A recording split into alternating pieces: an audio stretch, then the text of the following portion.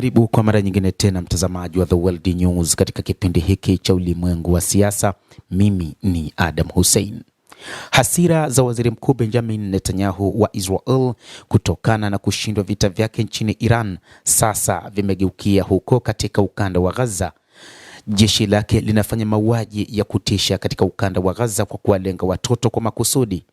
Taarifa kutoka Umoja wa Mataifa zinaeleza kwamba baada ya vita huko Iran, Waziri Mkuu Benjamin Netanyahu anayeamrisha majeshi yake kuendelea kuua watoto katika ukanda wa Gaza.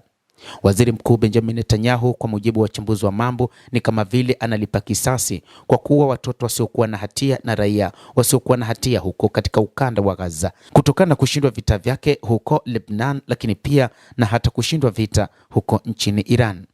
Waziri Mkuu Benjamin Netanyahu anatapatapa kwa kutafuta namna ya kuweza kujishikiza. Anatafuta njia ya kupata nafuu katika uchaguzi ujao.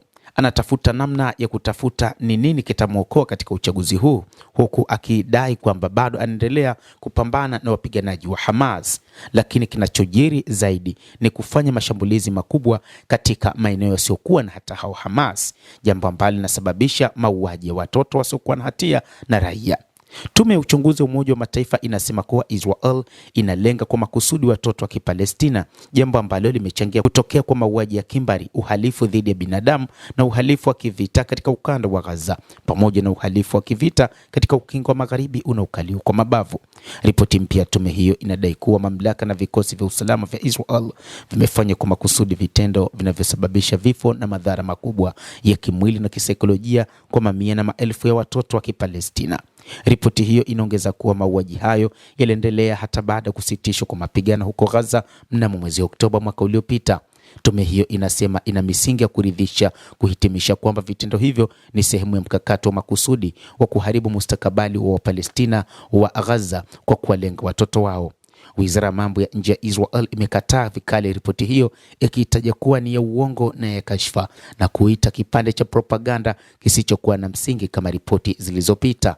Jeshi la Israeli lilianzisha operesheni za kijeshi huko katika ukanda wa Gaza kufuatia shambulizi lisilo la kawaida lililoongozwa na Hamas kusini mwa Israel mnamo Oktoba 7 mwaka 2023, ambapo takribani watu 1200 waliuawa na 251 kutekwa nyara.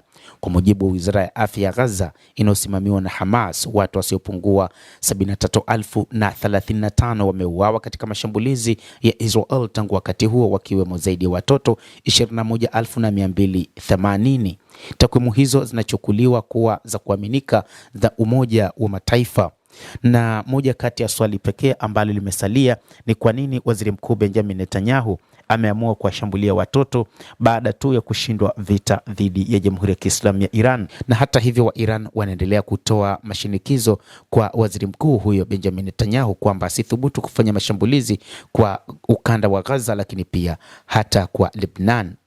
Mtazamaji, endelea kutufuatilia, lakini ni kusihi usisahau kulike, usisahau kucomment, kadhalika usisahau kusubscribe channel yetu hii ili upate habari hizi kwa mapana kupitia The World News. Jina langu ni Adam Hussein. Endelea kuwa nasi wakati wote, endelea kutufuatilia ufahamu ni nini ambacho kinajiri katika ulimwengu, tutakujuza.